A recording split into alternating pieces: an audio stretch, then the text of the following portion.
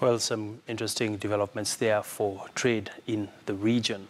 And we now want to get into our Week in Review segment where we speak to Kenneth Gichinga, who is the Chief Economist at Mentoria, and he's joining us live this afternoon to just take a look at the economy from a vantage point. Many thanks, Ken, for making time. Thank you. Of course, it's been an interesting year, almost coming to a close. We've seen very, very interesting developments from the retail sector. One of the key players, that being Nakumatt, had a difficult run this year. Today we did see one of their branches actually being closed down and they are being evicted. What does this mean really for the bigger retail sector, bearing in mind Nakumatt was one of the main anchor tenants in some of the key malls that have come up in the country? You're right, it's been a roller coaster year. And it's not just Nakumatt. A lot of the big chain retailers have had a very tough time. And that's where the foreign brands, such as Carrefour, have come in and sort of to fill that void. I think moving forward, the issue of governance, I agree Nakumatt is a private company, so it's not sort of subjected to the same type of scrutiny that a listed company is. But I think moving forward, if a company reaches a sufficient size and is expanding beyond the borders of Kenya, I think we need to have some legislation on what kind of governance, because at the end of it, it turns out that governance was some of the challenges that made Nakumatt what it is today. So I think that's going to be one of the big things. How do we make sure? And the thing about Nakumatt is it was the anchor tenant in almost all the prime malls in Kenya. So there was a ripple effect because all the other tenants in those malls didn't get the foot traffic that they were expecting. So I think moving forward, we need to look at large private companies in Kenya. They're large, they're private, yes, so they're entitled to their own space. But I think when you get to a certain size, even though you're private, I think our government still needs to sort of like understand internal workings, because if you fail, you're going to sort of like have an impact on the overall economy. Sure, and that leads to a sort of a market failure.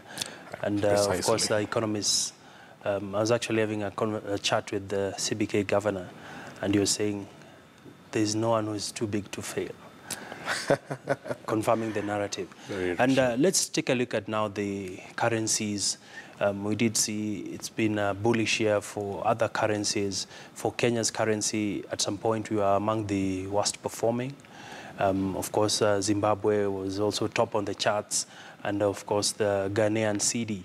And right now we're seeing the shilling trading at 102, 103. Today is actually, it's buying at 102 compared to what we've seen in the last few months. It's been hovering at 103. So the drop to 102, what does it mean really for the markets? And are we likely to see it slipping down further? Well, it means there could be some optimism because, as you said, we are at 102.95, 103.05. This is a tourist-heavy time of the year, so you might see a lot of dollars coming in, and I would not be surprised if we go to 102.50. Moving forward, obviously, the cost of energy, the cost of oil, that's really where we feel the exposure on the exchange rates.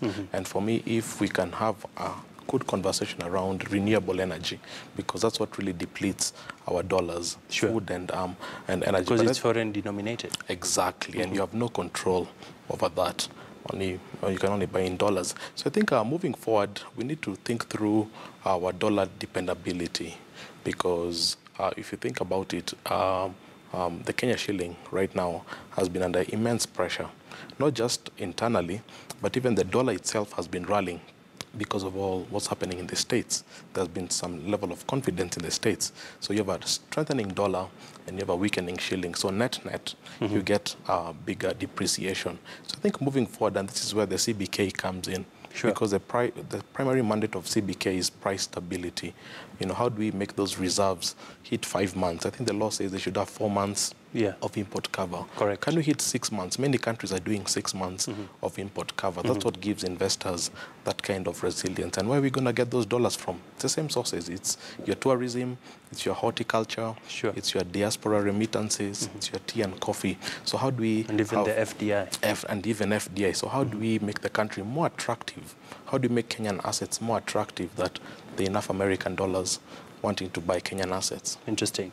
And let's put close to the conversation with the look at KCC results came out, and there's been this narrative of the boy child losing out, and looking at the bigger picture, because it's one thing to joke about the boy child, it's another thing for us to take a futuristic look on how this impacts really the job market and even the career paths that people might take in future. Right.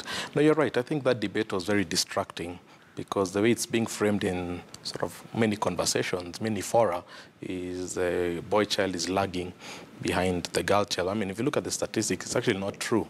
You still have more boys who are scoring A minus, B plus, C plus. But the bigger story is, are we losing the boy child?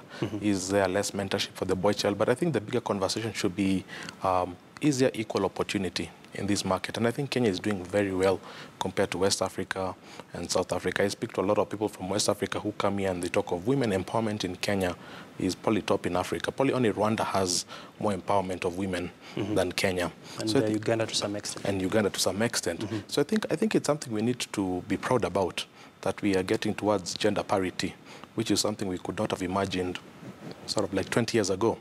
Last week, we were discussing with the real estate fellow, and he said 60% of his real estate clients are women, you know, and they're purchasing land for empowerment.